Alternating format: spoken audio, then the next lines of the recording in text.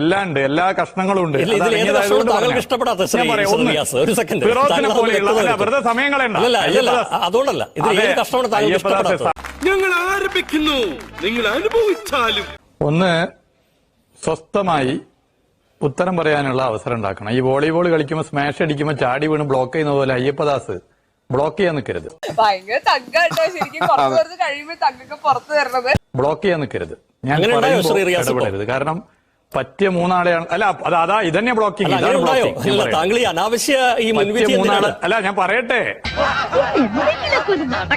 പറ്റിയ മൂന്നാളെയും ചർച്ചയ്ക്ക് ഇരുത്തി നിങ്ങളെ ആങ്കറിംഗും ചെയ്തിട്ട് എന്നെ പറയാൻ അനുവദിക്കുന്ന പിന്നെ എന്നെ വിളിക്കേണ്ട ആവശ്യമില്ല.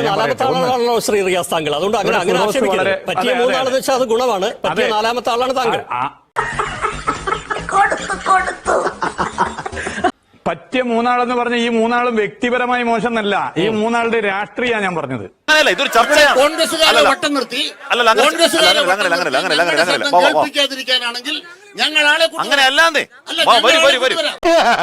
സോറി, അറിഞ്ഞോണ്ടല്ല, മനഃപൂർവ്വമല്ലേ.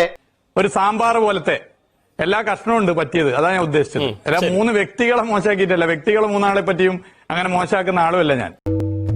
നീ വലിയവനാടാ. അയ്യപ്പദാസിനെയും വ്യക്തിപരമായി മോശമാക്കില്ല. അപ്പൊ ഒരു സാമ്പാർ പരുവത്തിൽ എല്ലാം ഉണ്ടല്ലോ, എല്ലാം ഉണ്ട്, എല്ലാ കഷ്ണങ്ങളും ഉണ്ട്.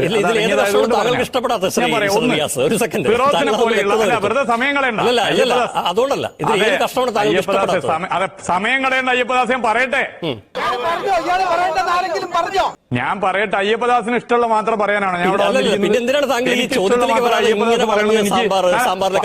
അതേന്ന് ബാസ്കറ്റ്ബോൾ ഇതൊക്കെ കൊണ്ടുവരുന്നത് എന്തിനാണ്? താങ്കൾ നേരിട്ട് ഉത്തരം പറഞ്ഞ പോരെ.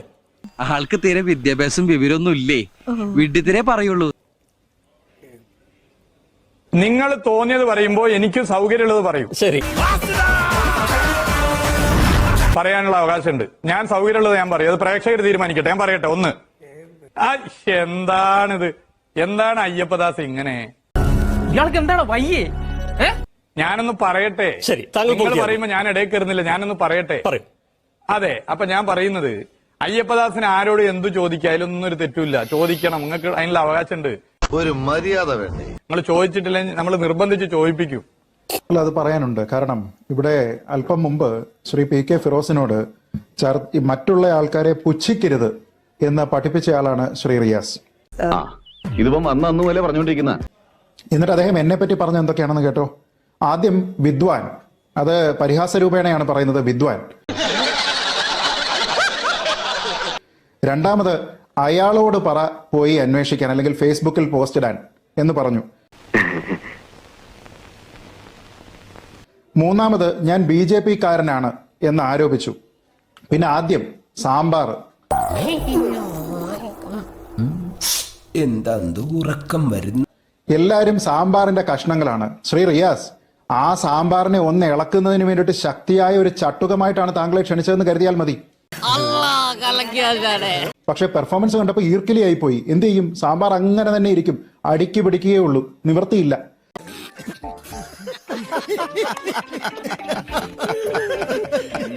അപ്പോ പിന്നീട് എന്തിനോ വേണ്ടി തിളയ്ക്കുന്ന സാമ്പാർ എന്ന് പറഞ്ഞ് ആത്മനിർവൃതി അടയാം, അത്രമാത്രം.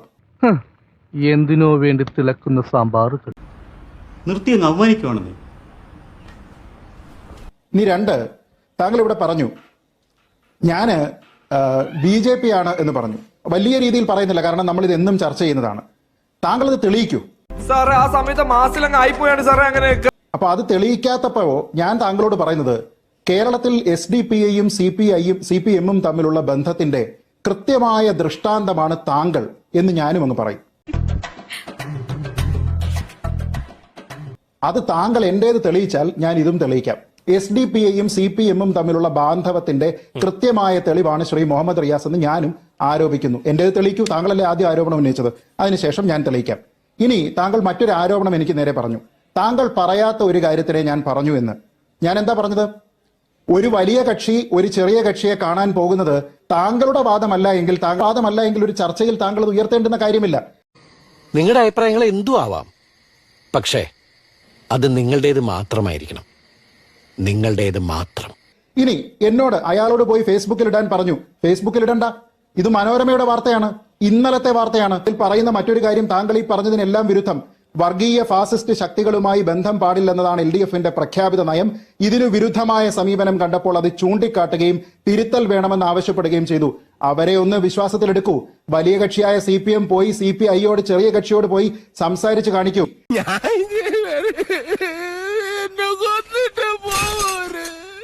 ഈ BJP എന്ന് പറയുമ്പോൾ ശ്രീ വിജയരാഘവൻ ഇല്ല എന്ന് ഞാൻ പറഞ്ഞിരുന്ന ആ രാഷ്ട്രീയ ജ്ഞാനം എന്ന് പറയുന്നത് താങ്കൾക്കുമില്ലേ? ഞാൻ ഈ ചർച്ചയിൽ ഇന്നോളം അല്ലെങ്കിൽ ഇതുവരെ സംസാരിച്ചിരിക്കുന്നത് BJPക്ക് വേണ്ടിയിട്ടല്ലല്ലോ. ഞാനിവിടെ ശ്രീ പ്രതാപൻ പറഞ്ഞിരിക്കുന്നതും ശ്രീ ഫിറോസ് പറഞ്ഞിരിക്കുന്നതുമായ കാര്യത്തിനെ അടിവരയിട്ടുകൊണ്ടല്ലേ പറഞ്ഞത്. അപ്പൊ BJP ബന്ധമെന്നായിരുന്നെങ്കിൽ ഒരുപക്ഷെ ശ്രീ റിയാസ് ഞാനിപ്പോ താങ്കളുടെ സ്വരത്തിൽ സംസാരിക്കണമായിരുന്നു, മറ്റുള്ളവർ പറയുന്നത് കേട്ടിട്ട്. അപ്പൊ അതും വന്നിട്ടില്ല. അയ്യപ്പദാസ്, ഒരു കാര്യം കൂടി പറയാനുണ്ട് അയ്യപ്പദാസ്.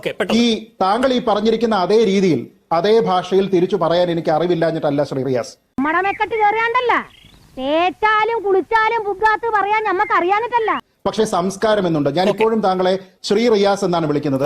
അത് എന്റെ മുതിർന്ന ആൾക്കാർ, എന്റെ പിതാവ്, എന്റെ ഭാര്യ പിതാവ് തുടങ്ങിയ ആൾക്കാർ എന്നോട് പറഞ്ഞു തന്നിരിക്കുന്ന രീതിയിലാണ് ഞാൻ സംസാരിക്കുന്നത്. സംസ്കാരം അല്ലാതെ മറ്റുള്ള ആൾക്കാർ അവരും അവരുടെ പിതാവും അവരുടെ ഭാര്യ പിതാവും അവരോടും പൊതുസമൂഹത്തിലുള്ള മറ്റു പ്രധാനപ്പെട്ട ആൾക്കാരോടും ഏതു ഭാഷയിൽ സംസാരിക്കുന്നതിനനുസരിച്ചല്ല ഞാൻ പറയുന്നത്. താങ്കൾക്കത് തുടരാം, ഞാൻ എന്റെ രീതി തുടരുന്നു. ഇത് എന്റെ സംസ്കാരം. ഇവനൊന്നും നമ്മളെ പോലെ സംസ്കാരമുള്ള കുടുംബത്തിൽ പറഞ്ഞവനല്ല കാര്യം. പക്ഷേ ശ്രീ റിയാസിന് മറുപടി പറഞ്ഞ ഒരു പക്ഷേ അടുത്ത റൗണ്ടിൽ അവിടെ നിർത്താം. കാരണം നമ്മൾ ഈ സാമ്പാർ തുടങ്ങിയ ശ്രീ റിയാസിനായതുകൊണ്ട് അത് കറങ്ങി തിരിഞ്ഞങ്ങ് തീർന്നു എന്ന് വിചാരിക്കാം. നമുക്ക് ചർച്ചയുടെ മെറിറ്റിലേക്ക് തന്നെ തിരിച്ചു വരാം. ശ്രീജിത്തിന് എന്തെങ്കിലും വേദനിച്ചിട്ടുണ്ടെങ്കിൽ ഒന്ന് ക്ഷമിച്ചേക്ക്. എന്റെ പൊന്നോ വേണ്ട.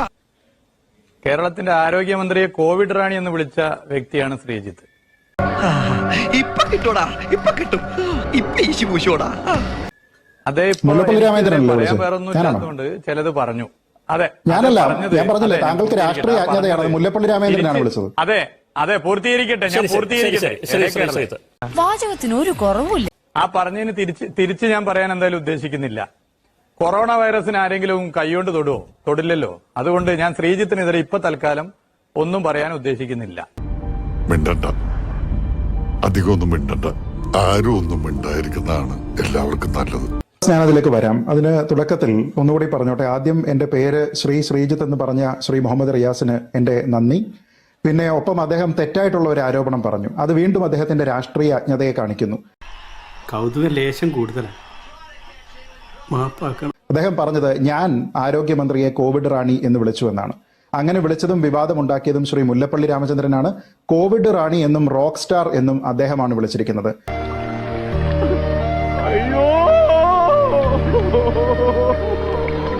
അല്ലെങ്കിൽ തന്നെ അതൊരു വിവാദമാക്കേണ്ട പദമാണോ? അദ്ദേഹം എന്തായാലും പരനാറി എന്നോ നികൃഷ്ടജീവി എന്നോ കുലംകുത്തി എന്നൊന്നും അല്ലല്ലോ വിളിച്ചത്. അപ്പൊ സന്തോഷിച്ചാട്ടെ.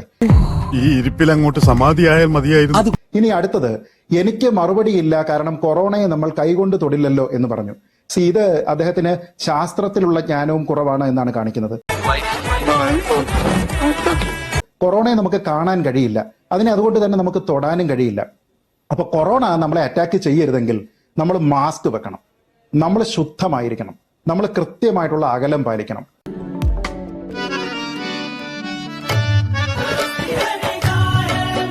ഇത് ചെയ്ത് അങ്ങോട്ട് അറ്റാക്ക് ചെയ്യാതെ മര്യാദക്കിരുന്നാൽ ഈ കൊറോണ നമ്മളെ അറ്റാക്ക് ചെയ്യില്ല. അതിന് ശ്രീ MV ഗോവിന്ദനെ പോലെയുള്ള ശ്രീ ആനത്തലവട്ടം ആനന്ദനെ പോലെ വളരെ മാന്യതയോടുകൂടി ചർച്ചകളിൽ പങ്കെടുക്കുന്ന ആൾക്കാർ നോക്കിയാൽ അവരെ കൊറോണ ബാധിക്കാറില്ല.